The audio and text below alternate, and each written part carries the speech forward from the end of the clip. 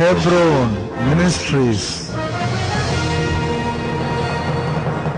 உயிர்த்தெழுந்த இயேசுவின் நாமத்திலே வாழ்த்துக்கள். 1 பேதுருவின் புஸ்தகம் 5ஆம் அதிகாரம் 2-3 வசனங்களை நாம் வாசி கேட்போம். உங்களிடத்தில் உள்ள தேவனுடைய மந்தையை நீங்கள் மேய்த்து, உங்களிடத்தில் உள்ள தேவனுடைய மந்தையை நீங்கள் மேய்த்து, கட்டாயமாய் அல்ல மனப்பூர்வமாயும் அவலட்சணமான ஆதாயத்திற்காக அல்ல உற்சாக மனதோடும் சுதந்திரத்தை இருமாப்பாய் ஆளுகிறவர்களாக அல்ல மந்தைக்கு மாதிரிகளாகவும் கண்காணிப்பு செய்யுங்கள். அப்படி செய்தால் மேய்ப்பர் வெளிப்படும் போது, அதாவது இயேசு கிறிஸ்து வெளிப்படும் பொழுது மகிமையுள்ள வாடாத கிரீடத்தை பெறுவீர்கள். மகிமையுள்ள வாடாத கிரீடத்தை பெறுவீர்கள். பார்த்தீங்கன்னா நம்ம சர்ச்சில் நிறைய பிள்ளைங்க அவார்டு வாங்குறாங்க பாருங்க. ஆண்டவர் எவ்வளோ பெரிய ஆச்சரியம். கர்த்தர் தேவன். ஸ்கூலுக்கு போகிறதே பெரிய பிரச்சனை, அதுக்கப்புறம் பாஸ் பண்ணுறது அதை விட பெரிய பிரச்சனை, அவார்டு வாங்கிறது எவ்வளோ பெரிய காரியம் இல்லையா? ஆண்டவர் தேவன் அப்பா அவங்களுக்கு அவார்டு வாங்கணுமன்ற ஒரு ஜீல் அவங்களுக்கு இருக்குது, அதனால் அவார்டு வாங்குறாங்க. அதுபோல் நம்முடைய வாழ்க்கையில் கர்த்தர் தேவன் ஒரு பெரிய உற்சாகத்தை ஆசீர்வாதத்தை தேவன் கொடுக்க வேண்டும் என்றால் அது உள்ளத்தில் அதிகமாய் வாஞ்சை இருக்க வேண்டும். போன இந்த மாதம் வாக்குத்தத்தத்தில் பார்த்து பாருங்கள், அருமையான தாவீது சீயோன் கோட்டையை பிடிக்கணும்னு நினச்சா பிடிச்சிடறான். அவன் சொல்கிறான், சப்பானியும் குருடன் தடுத்துருவாங்கப்பா, நீ உள்ளவே வர முறை. ஆண்டவர்கிட்ட கேட்குறான், எப்படி ஆண்டவரை போகிறது எல்லாம் ஃபுல்லாக எப்படி அவன் சப்பானியை போய் எப்படி கொள்றது? சப்பானி விட கொல்லக்கூடாது, அவனே ஒன்றுமே இல்லை, எப்படி கொண்டு? அப்போ ஆண்டவர் ஐடியா கொடுக்குறாரு, ஒன்றும் இல்லை, அந்த வாட்டர் சேனல் போகும் கிதரோன் நாட்டில், அந்த பேலஸுக்கு வாட்டர் சேனல் போகும், அதுதான் சிலோவாம் குளத்துக்கு போகிற வாட்டர் சேனல். அந்த சேனல் வழியாக உள்ளே போயிட்டு முறியடிச்சிட்டு என்ன பியூட்டிஃபுல் பிளான் கொடுக்குறாரு. கரெக்டாக என்ன பண்ண அனுப்புகிறான், எல்லாம் போயிட்டு அந்த வாட்டர் சேனல் வழியாக போயிட்டு அந்த சீயோனை பிடித்து விடுகிறார்கள், மில்கோவை பிடித்து விடுகிறார்கள். எவ்வளோ பெரிய ஆசீர்வாதம். கர்த்தர் தேவன் ஆண்டுடைய சமூகத்தில் நீங்கள் இருக்கும் பொழுது ஆண்டவர் உங்களுக்கு ரகசியங்களை கற்றுக் கொடுப்பார். ஹல்லேலூயா. சீக்ரெட்ஸ், அந்த ஒளிப்படத்திற்கு ஒரு பொக்கிஷம் தருவான்னு சொன்னார் பார் சைரஸுக்கு. அது போல் ஆண்டவர் என்ன செய்வார்? ஒளிப்படத்திற்குள்ள காரியங்களை உனக்கு கற்பிக்க தேவன் வல்லமை உள்ளவராக இருக்கிறார். ஹல்லேலூயா. சரி, 4 காரியங்களை நம்ம ஆண்டவர் இன்றைக்கு இந்த சாப்டரில் நம்ம கற்றுக் கொடுக்குறார். ஒன்று, நம்முடைய காங்கிரிகேஷன், நம்முடைய சபை, அது தேவனுடைய மந்தை. ஒரு மேய்ப்பன் எப்படி தன்னுடைய மந்தையை மேய்க்கிறானோ அதுபோல தேவனால், ஆண்டவராக இயேசுவினால் அந்த சபை மேய்க்கப்படுகிறது, போஷிக்கப்படுகிறது அர்த்தம். Flock of God. இது யாருடைய சபை? ஒவ்வொரு பிஸ்னஸுக்கும் ஒரு பேர் இருக்கும், அந்த பிஸ்னஸ் பேர், அந்த பேரில் தான் அந்த பிஸ்னஸ் இருக்கும். டாட்டா பிஸ்னஸ் பார்த்தீங்களா, அதானி அம்பானி பிஸ்னஸ் இருக்குது பார்த்தீங்களா, அம்பானி பெட்ரோல் பங்க் அப்படின்னு இருக்கு பாருங்கள், எல்லாம் அவங்க பேரில் இருக்கும். ஆனால் இதுக்கு 1000 தான் பேர் வச்சாலும் இது எப்படிப்பட்டது? தேவனுடைய சபை, மந்தை. ஹல்லேலூயா. எப்ரோன்னு பேர் வச்சுக்கலாம், ஆனால் அந்த எப்ரோன் யாருடையது? இயேசு தான் சொந்தக்காரர், அவர் தான் ஓனர். அவர் இன்கம் டேக்ஸ்லாம் கட்ட மாட்டார், சேல்ஸ் டேக்ஸ் பே பண்ண மாட்டார். பரலோகத்தினுடைய தேவன் அவர். ஹல்லேலூயா. ஆனால் ஃப்ளாக் ஆஃப் காட், நான் தேவனுடைய மந்தை. நீங்கள் ஒவ்வொரு நாளும் சொல்லணும், ஆண்டவரே நான் போகிற சபை யாருடைய சபையும் இல்லை, அது உம்முடைய சபை ஆண்டவரே. 2வது, ஃப்ளாக் ஆஃப் ஈகர்னஸ், என்னன்னா உற்சாகமாக இருக்க வேண்டும். சபைக்கு வரும்பொழுது ஏனோ தானோ என்று வரக்கூடாது. ஏதோ போகிறேன், ஏதோ எங்கே ஏதோ வாழறேன் அப்படின்னு போகக்கூடாது. சபைக்கு போகும்போது எங்கே போகிறீங்க? கர்த்தருடைய ஆலயத்துக்கு போவோம் என்று சொன்ன பொழுது மகிழ்ச்சியாக இருந்தேன். பற்றியா ஒரு கிங் சொல்கிறான் பாருங்க, கர்த்தருடைய ஆலயத்துக்கு போவோம்னு சொல்ல, அதனால தான் கர்த்தர் அவனோடு கூட இருக்கிறார். தாவீது 4க்கு 4 விருத்திருந்தார், சேனைகளின் கர்த்தர் அவனோடு கூட இருந்தார். நீங்கள் 4க்கு 4 விருத்தி ஆகணுமா? கர்த்தர் உங்களோடு கூட இருக்கணும். எந்த வியாதி இல்லாமல் இருக்கணுமா? கர்த்தர் உங்களோடு கூட இருக்கணும். ஹல்லேலூயா. படிக்கட்டில் தழுக்கி விடாமல் இருக்கணுமா? கர்த்தர் உங்களோடு கூட இருக்கணும். இல்லைன்னா யாராவது தண்ணி ஊற்றிடுவாங்க. ஃப்ளாக் ஆஃப் ஈகர்னஸ், உற்சாகம். மிக காலையில் எழுந்திருக்கும் பொழுதே இன்னைக்கு நான் சர்ச்சுக்கு போகிறேன், நைட்டியாக டிசைட் பண்ண, நாளைக்கு என்ன ட்ரெஸ் போடணும்னு டிசைட் பண்ணுற மாதிரி, நாளைக்கு நான் சர்ச்சுக்கு போகிறேன் அப்படின்னு சொல்லி வாஞ்சை உங்களுக்கு இருக்கு. நாங்கள் ஊழியக்காரங்களாம் என்ன பண்ணுவோம், நைட்டு உட்காந்து, நேற்று ஒரு பெரிய ஃபங்க்ஷன், அவார்ட் ஃபங்க்ஷன், என்ன இன்வைட் பண்ணியிருந்தாங்க. அவங்க ஃபோன் மேலே ஃபோனாக அடிக்கிறாங்க, இன்விடேஷன் எல்லாம் அமிச்சாங்க. அது என்ன பண்ண, ரொம்ப ரொம்ப க்ளோஸ், என்னுடைய கிளாஸ்மேட்டோடைய ஃபங்க்ஷன், ரொம்ப இம்பார்ட்டன்ட் ஃபங்க்ஷன், அவார்ட் ஃபங்க்ஷன். நானும் எடுக்கவே இல்லை ஃபோனை. அப்புறமா ரொம்ப அடிச்சுட்டே சொன்னேன், நாளைக்கு எனக்கு சர்வீஸ் இருக்கிறதுனால சனிக்கிழமை என்னால் வர முடியாது. இப்படி மனசாட்சி இல்லாமல் சொல்ல, மனசாட்சியோடு தான் பேசுகிறேன். அவர் சொல்கிறாரு, மனசாட்சி இல்லாமல் சொல்கிறீங்க அப்படி. ஃப்ரெண்டு இல்லை ஒன்றா ஸ்கூல் இது யூனிவர்சிட்டி. அப்போ அவர் சொல்ல, நீ மனசாட்சி இல்லாமல் பேசுகிற. இல்லை, மனசாட்சியோடு தான் பேசுகிறேன். நான் அங்கேருந்து உட்காந்துட்டு எப்படி போய் வந்து சபையில் நிற்க முடியும்? அது இன்னைக்கு மெசேஜே மாறி போன இந்த மாதிரி மெசேஜ், எனக்கு தெரியாது இந்த மெசேஜ். அப்போது ஆண்டவர்கிட்ட தேவன் இப்போ எனக்கு, நான் என்ன பண்ணுறேன், சுத்த மனசாட்சியோடு நிற்கிறேன். ஹல்லேலூயா. அப்போ இந்த உற்சாகம் அப்போ மனசில் உறுத்திக்கிட்டே இருக்கும். ஐயோ, நேற்று நைட்டெல்லாம் அங்கே போய் உட்காந்துட்டு பற்றியா நம்ம சரியாக ஆண்டவர் நம்ம சொல்லிக்கிட்டே இருக்கிற மாதிரி போகணும்னு தோணும். இப்படி ஊர் சுற்றிட்டு வந்து நேரம் வந்து என் சமூகத்தில் நிற்கிறியே அப்படின்னு தேவன் நம்ம குற்றப்படுத்தக்கூடாது. ஃப்ளாக் ஆஃப் ஈகர்னஸ், உற்சாகம். நாளைக்கு சபை ஆண்டவருடைய சமூகத்தில் அது மிக மிக காரியம். சரியா? மூன்றாவது காரியம், ஃப்ளாக் ஆஃப் எக்ஸாம்பிள். நீங்கள் ஒவ்வொருவரும் ஒரு உதாரணமாய் மாற வேண்டும். நம்ம பார்த்தோம் பார்த்தீங்களா, அவன் அவார்டு வாங்குறான், அவார்டு வாங்கினோடனே ஃபோட்டோ எடுத்துக்கிறாங்க. வந்து அங்கே அத்தனை பேருக்கு ஃபோட்டோ எடுத்துக்கிறாங்க, எல்லோரும் பார்க்குறாங்க. அந்த ஸ்டூடெண்ட்டை பார்க்கும்பொழுது அங்கே இருக்க டீச்சர்ஸ் எல்லாம் எப்படி போவாங்க, டிஃப்ரெண்ட்டாக பார்ப்பாங்க. ஏய், அவார்டு வின்னர்ரா, award winner, sorry award winner. கர்த்தர் நம்மளை உதாரணமாக சொல்லுங்க, உதாரணமாக வச்சுருக்கிறார். சொல்லுங்க, கர்த்தர் என்ன உதாரணமாக வைத்திருக்கிறார். ஹல்லேலூயா. நமக்கு எவ்வளோ பிரச்சனை இருந்தாலும் அந்த முகத்தில் காமிக்கவே கூடாது. காமிச்சு என்ன அவர் என்ன கொடுக்குவா போகிறார்? 10 பைசா. உன்னை பார்த்தா ஓடி போடுவோம். உங்கள் பிரச்சனையை நீங்கள் மற்றவங்கள்ட்ட சொல்ல ஆரம்பிச்சிங்க, ஒரு ஆள் கூட உங்க கூட இருக்க மாட்டாங்க. அதனால் யாருக்கிட்டையும் சொல்லக்கூடாது. எல்லா லைட்டையும் ஆஃப் பண்ணிடணும். கொஞ்சம் விட்டு கூட வெளிச்சம் வரக்கூடாது. சுத்தம் டைட்டாக மூடிட்டு ஆண்டவரே, ஜோதிகளின் பிதா ஒருத்தர் இருக்கிறார், ஃபாதர் ஆஃப் லைட்ஸ்னு ஒருத்தர் இருக்கிறார். அவர் பேர் என்ன? ஜோதிகளின் பிதா, ஃபாதர் ஆஃப் லைட்ஸ். நீங்கள் இருளில் உட்காந்தா அங்கே வெளிச்சத்தை கர்த்தர் காண்பார். அவர்கிட்ட சொல்லணும், ஆண்டவரே அந்த வெளிச்சம் என் மேலே பிரகாசிக்கட்டும் ஆண்டவரே. Hallelujah, hallelujah. Flock of example. நீங்களை கர்த்தர் எந்த இடத்துல நீங்கள் வேலை செய்கிறீங்களோ, எங்கே பிஸ்னஸ் பண்ணுறீங்களோ, எந்த இடத்துல இருக்கிறீங்களோ, அங்கே கடவுள் உங்களை எக்ஸாம்பிளாக வைப்பார், சிம்பிளாக வைப்பார். ஹல்லேலூயா. நீங்கள் போகிற இடம் மாறும். எங்கள் கம்பெனி இங்கே ஆரம்பித்த பொழுது இந்த நுங்கம்பாக்கத்தில் எங்கே பார்த்தாலும் எங்கள் போர்டு இருந்துச்சு. எங்கே பார்த்தாங்க 23 அடியில், அன்றைக்கி 84 85 பார்த்தீங்கன்னா 23 அடியில் இந்த எடிபிள்லெஸ் போர்டு இருந்துச்சு. 8 இடத்துல இருக்கும் 23 அடி போர்டு, 8 இடத்துல இருக்கும்.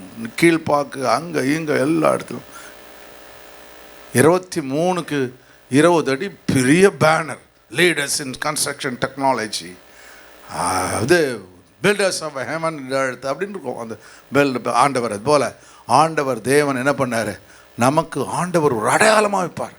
எப்ரோன் வந்துச்சு, எப்ரோன் கர்த்தர் எங்களை அடுத்த லிட்ரேச்சர் சென்டர் அது இதுன்னு கர்த்தர் அடையாளமாக மாற்றணும். அதுபோல் கர்த்தர் உங்களை அடையாளமாய் மாற்றுவார். ஏதோ ஒரு சின்ன இதுலேருந்து 150க்கு 10 ரூமில் இருந்து மரித்து போவதற்காக கர்த்தர் உன்னை அழைக்கவில்லை. உன் தெருவில் கர்த்தர் உன்னை அடையாளமாக வைப்பார். ஹல்லேலூயா. ஸோ உதாரணத்தின் மந்தை, ஃப்ளாக் ஆஃப் எக்ஸாம்பிள். ஏன்னா அந்த மந்தையில் கர்த்தர் உங்களுக்கு உதாரணமாக வச்சுருக்கிறார். ஃப்ளாக் ஆஃப் சீஃப் ஷெப்பர்ட், பிரதான மேய்ப்பன் மந்தை. சாதாரணமான விசுவாசி இல்லை, வெறும் எப்ரோன் விசுவாசி இல்லை, பரலோகத்துக்கு சொந்தக்காரன். சொல்லுங்க, நான் பரலோகத்துக்கு சொந்தக்காரன். இங்கே நம்ம சின்ன அப்படியே வாசப்படியில் மேலே ஏறி வாழலாம், ஆனால் அதில் வழி. ஆனால் ஒரு நாள் இருக்குது, எல்லாரும் கண்ணுக்கு முன்னாடியும் கர்த்தர் நம்ம பரலோகத்துக்கு எடுத்துக்கொள்ள போகிறார். கலிலேயரே, ஏன் வானத்தை அண்ணாந்து பார்த்து கொண்டிருக்கிறீர்கள்? ஹல்லேலூயா. இயேசுவானவர் எப்படி எடுத்துக்கொள்ளப்பட்டாரோ அப்படியும் மறுபடியும் வரப்போகிறார். வந்து நம்மை அழைத்து செல்ல போகிறார். ஆக்சிஜன் எல்லாமே மேலே பறக்க போகிறோம். நம்ம எவ்வளோ பெரிய பாக்கியம், ஸ்லாக்கியத்தை தேவன் உங்களுக்கு 4 காரியங்களை கர்த்தரை கற்றுத்தர போகிறார். சரி, அப்போ நம்ம எப்படி இருக்கணும் அப்படின்னா, செல்ஃப்லெஸ் சர்வீஸ், தன்னலமற்ற சேவையை செய்வேன். எனக்கு ரொம்ப அந்த ஜெயின்ஸை ரொம்ப பிடிக்கும். என் ஃப்ரெண்ட்ஸுங்களாம் நிறைய பேர் ஜெயின்ஸ் இருக்காங்க. ஒரு 20 பேருக்கு மேலே ஜெயின்ஸ் இருக்காங்க. நான் எங்கே வந்து ஏதாவது திங்ஸ் வாங்கின விட ஒரு ஹார்ட்வேர் ஸ்டோர் கூட ஜெயின் ஹார்ட்வேர் ஸ்டோர் இருக்கா அப்படின்னு பார்ப்பேன். ஏன்னா அவங்க நல்ல உண்மை உத்தமத்தில் இருக்காங்க, நல்ல அருமையாக சேவை செய்வாங்க. நீங்கள் பார்த்துறீங்களா? இந்த இதில் தான் வெள்ளம்லாம் வந்து பாதிக்கப்பட்டு அவங்களாம் வந்து இவ்வளோ பெரிய ஆளுங்க என்ன பண்ணுறாங்க, அந்த சாப்பாடை எடுத்து அவங்களே போட்டு அவங்களே சமைச்சிட்டு வந்து ரொம்ப பயங்கரமான அருமையான ஒரு இதில் ஜெயின்ஸ் இவங்க இது இப்போ என்ன ராஜஸ்தானில் அவர்களேருந்து வந்தவங்க நல்லா அருமையாக பாப்பா அப்படிப்பட்ட உணர்வு. ஆண்டவர் இல்லை என்றாலும் தேவனுக்கென்று ஆண்டவர் எதெல்லாம் கற்பித்தாதெல்லாம் அவங்க செய்கிறாங்க. கர்த்தர் உங்களுக்கு எனக்கும் அந்த பாக்கியத்தை கர்த்தர் கொடுத்துருக்குறார். நம்ம மறந்து போயிடுறோம். அதெல்லாம் செய்யும் பொழுது தேவன் நம்மை ஆஸ்வதிக்க வல்லமை உள்ளவராக இருக்கிறார். சரி, 4 காரியங்களை குயிக்காக கவனிப்போம். ஆண்டவர் நம்மை ஆஸ்வதிக்க இரக்கம் உள்ளவராக இருக்கணும். இந்த அதிகாரத்தை பேதுரு எழுதுகின்றார். 1ஆம் வசனத்தை வாசிங்கன்னா உங்களுக்கு தெரியும். 1வது வசனம், உங்களில் உள்ள மூப்பருக்கு உடன் மூப்பனும். உங்களில் உள்ள மூப்பருக்கு உடன் மூப்பனும். அவன் என்ன சொல்றான்? தன்னை ஒரு எல்டரா காமிச்சிக்கிறான். நான் உடன் மூப்பனும், பெரிய நான் அப்போஸ்தலர், நான் பெரிய பாஸ்டர், நான் பிஷப்னு சொல்லல, உடன் மூப்பன். ஹல்லேலூயா. கிறிஸ்துவின் பாடுகளுக்கு சாட்சியும். கிறிஸ்துவின் 2வது டிகிரி என்ன? இது பிஎஸ்சி. அதுக்கப்புறம் எம்ஏ என்ன? கிறிஸ்துவின் பாடுகளுக்கு சாட்சி. இனி வெளிப்படும் மகிமைக்கு பங்காளி. வெளிப்படும் மகிமைக்கு பங்காளி. டாக்டரேட் 3 டிகிரி அவன் வாங்கிடுறான் பாருங்க. 3 டிகிரி. கிறிஸ்துவின் வெளிப்படும் மகிமைக்கு பங்காளி. பார்ட்னர்ன்றான். நான் தான்டா பரலோகத்துக்கு போவேன், கட்டாயம் நான் போவேன்டா. அதான் நிச்சயம். ஏன்னா அவனுக்கு தெரியுது, இயேசுவோடு கூட இருந்தவன், மறுரூப மறையில் இயேசுவை பார்த்தவன், முகமுகமாக பார்த்தவன், மோசையை பார்த்துருக்கான், எலியாவை பார்த்துருக்கான், நடுப்பத்தில் இயேசு அப்படியே ஆண்டவர் காட்சியை பார்த்துருக்குறான். அதை பார்த்தனால அவனுக்குள்ள ஒரு விசுவாசம், இயேசு திரும்ப வர போகிறாரு, நம்மெல்லாம் அழைத்து செல்ல போகிறாரு. அதனால் அவருக்காக எவ்வளோ பாடுகளையும் நாம் சகிக்க முடியும். கொள்கைக்காக ஒருத்தன் வாழறான் இல்லையா? கொள்கைக்காக சாகுறாங்க.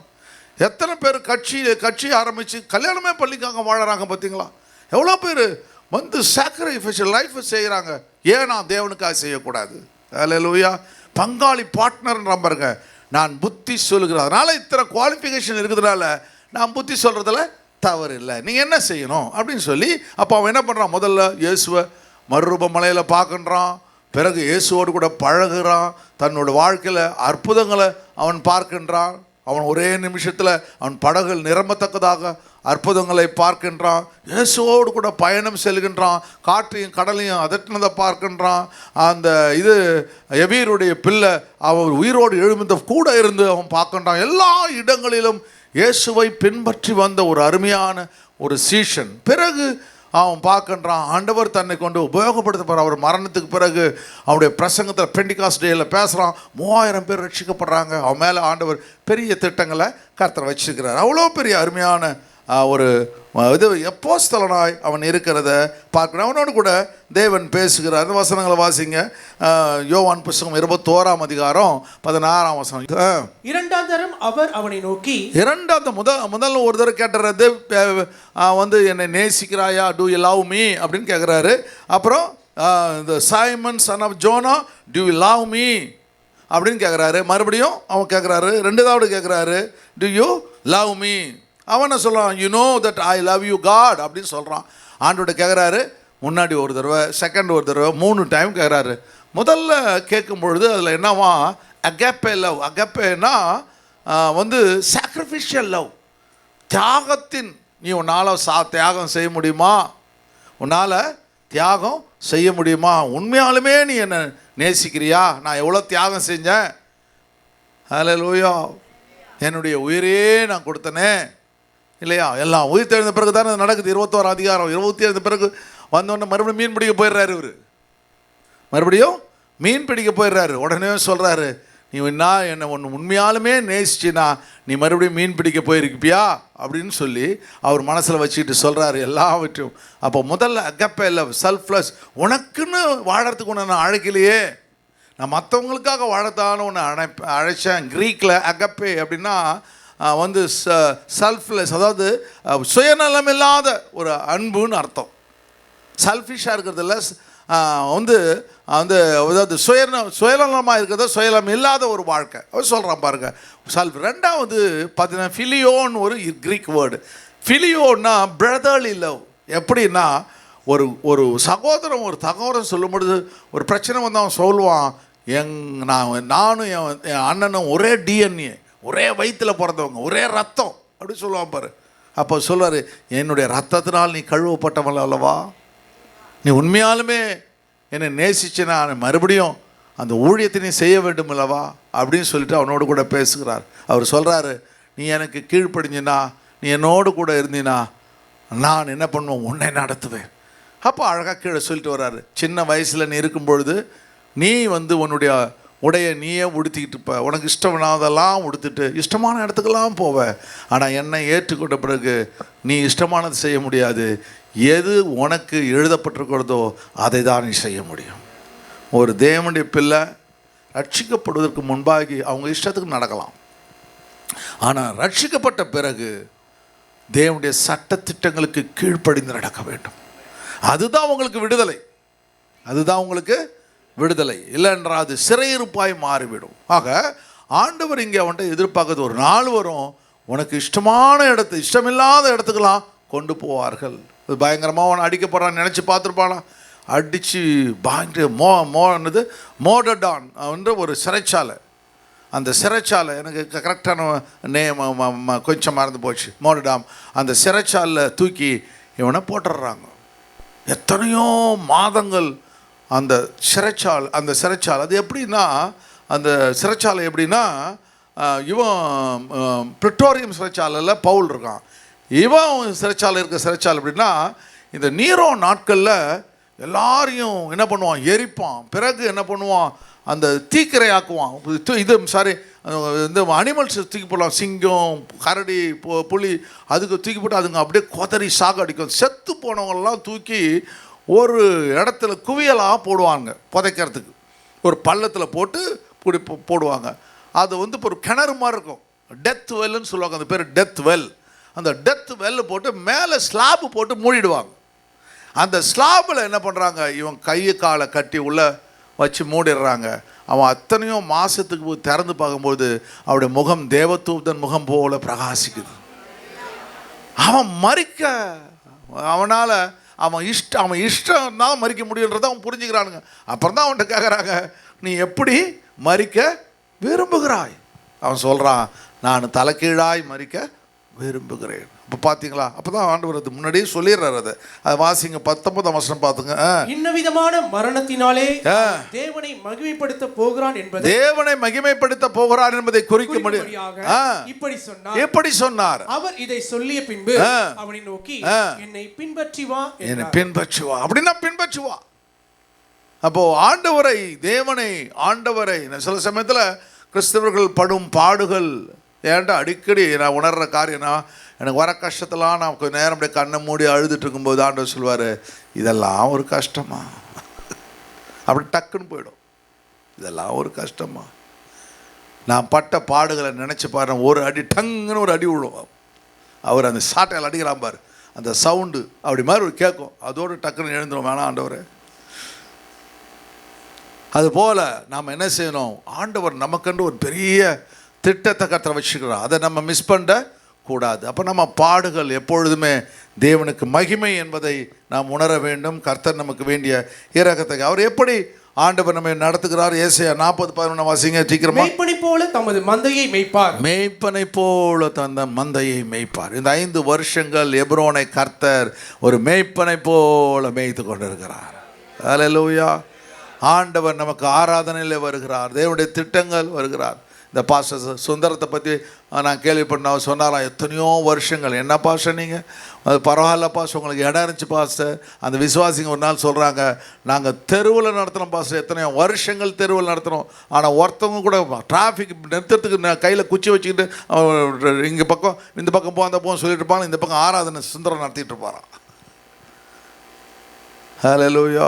அப்போ ஒரு சபையை உபத்திரப்படுத்துகிறார், ஒரு மனுஷனையும் உபத்திரப்படுத்தாத தேவன் ஒரு சபையை உபத்திரப்படுத்துகிறார்ன்றா அந்த சபை மேலே எவ்வளோ ஆண்டவர் தன்னுடைய அன்பை வைத்திருப்பார்.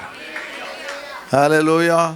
மேய்ப்பனை போல தம் மந்தையை மேய்ப்பார். ஆட்டுக்குட்டிகளை தமது புயத்தினால் சேர்த்து, ஆட்டுக்குட்டிகளை சின்ன பிள்ளைங்களை தன் புயத்தினால் சேர்த்து, தமது மடியிலே சுமந்து, மடியிலே சுமந்து, கரவல் ஆடுகளை மெதுவாய் நடத்துவார். கரவல் ஆடுகளை அவர் மெதுவாய் நடத்துவார். அல்லேலூயா.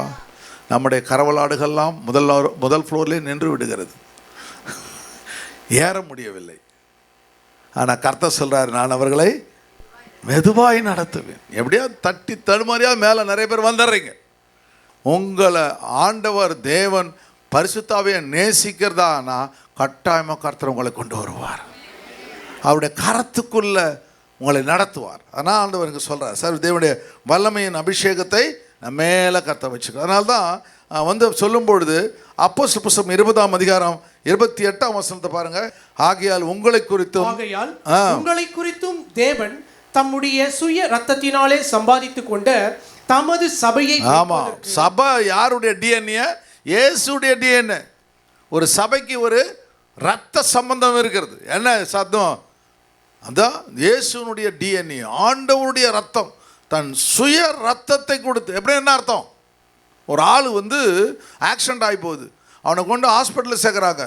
அப்போ அந்த ஆக்சிடென்ட் ஹாஸ்பிட்டலில் கேட்கும்பொழுது அவங்க கேட்குறாங்க, டாக்டர் பார்த்துட்டோமா, ஓ பாசிட்டிவ் ஒரு பாட்டில் வேணும் அப்படின்னு சொல்லுவார். இல்லைனா பி பாசிட்டிவ் ஒரு பாட்டில் வேணும் அப்படின்னு சொல்லுவார். உடனே என்ன பண்ண, ஓடி அதோ இங்கேயும் போயிட்டோம், பத்தலமா, இன்னொரு 2 யூனிட் பிளட் வேணுமா அப்படின்னு சொல்லி அந்த பிளட்டை ஏற்றினவுடனே அவன் பழச்சிப்பான். அதுபோல் நரகத்தில் மரித்து போயிருந்த உங்களையும் என்னையும் தேவன் என்ன பண்ண, தன்னுடைய சுய ரத்தத்தை கொடுத்து உயிரோடு பிழைக்க வைத்திருக்கிறார். ஹல்லேலூயா. இப்போ அவர் முன்னாடி இருந்த பிளட் போயிடுச்சு, இப்போ கர்த்தர் அவருடைய ரத்தத்தில் கர்த்தர் நம்மை வைத்திருக்கிறார். அதுதான் சபை. சுய ரத்தத்தினால சிலுவையில் சம்பாதித்து கொண்ட சபைன்னு அழகாக எழுதுகிறான் பாருங்க. பவுல் எழுதும் பொழுது, உங்களை குறித்தும் தேவன் தம்முடைய சுய ரத்தத்தினால் சம்பாதித்து கொண்ட சபையை மேய்ப்பதற்கு பரிசுத்தாவை உங்களை கண்காணிகளாக வைத்த மந்தை முழுது குறித்தும் எச்சரிக்கையாக இருங்கள். ஒவ்வொரு நாளும் சபையை குறித்து வெறும் உற்சாகமாக வந்தால் மாற்றப்படாது, சபையை குறித்து எச்சரிக்கையாக இருக்க வேண்டும். என் சபைக்கு ஒன்றென்றால் கர்த்தர் தேவாதி தேவன் அவை எல்லாவற்றையும் பார்த்துக்கொள்வார்னு சொல்லி அதிகமாக சபைக்கு ஜெபிக்க வேண்டும். அடுத்து பாருங்க, நான் போன பின்பு மந்தையை தப்ப விடாத கொடிதான ஓநாய்கள் உங்களுக்குள்ளே வரும். கொடிதான ஓநாய்கள். ஓநாய்கள் என்ன அர்த்தம்? சிங்கம் கூட நேராக அடித்து சாப்பிட்றோம், இந்த புலி கூட அடித்து சாப்பிட்றோம். இந்த ஓநாய் மாத்திரம் ரொம்ப கன்னிங்காக செய்யும். என்ன செய்யுமா? சண்டைக்கு வரும்பொழுது என்ன செய்யுமா தெரியும்? சொன்னா எங்கே மறந்து போயிடுவீங்களே. ஓனாய் என்ன தெரியுமா பண்ணுமா? சண்டைக்கு பல்ல காமிச்சினே இருக்குமா. அந்த பல்ல காமிக்கும்போது என்ன பண்ணும்? நம்ம பல்லு பெருசாக நான் ஓடுறோம், அது வேற கதை வச்சுக்க. அது பல்ல காமிச்சு பல்ல காமிச்சினே இருப்பான். அவன் சீரியஸாக கடிக்க போது பயந்துட்டு இருக்கும்போது டக்குன்னு மண்ணை வாரி விட்டுருமா.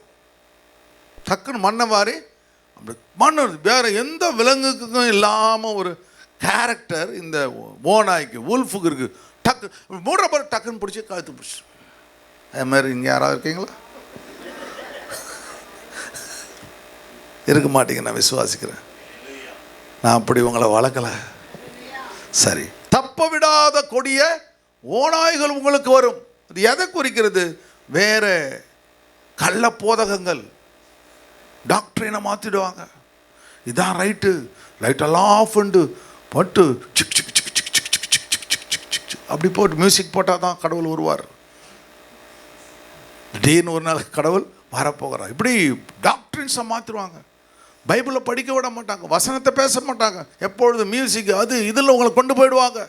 கள்ள போதகம். அப்போ தேவனை அறிகிற அறிவு போயிடும், பயம் போயிடும்.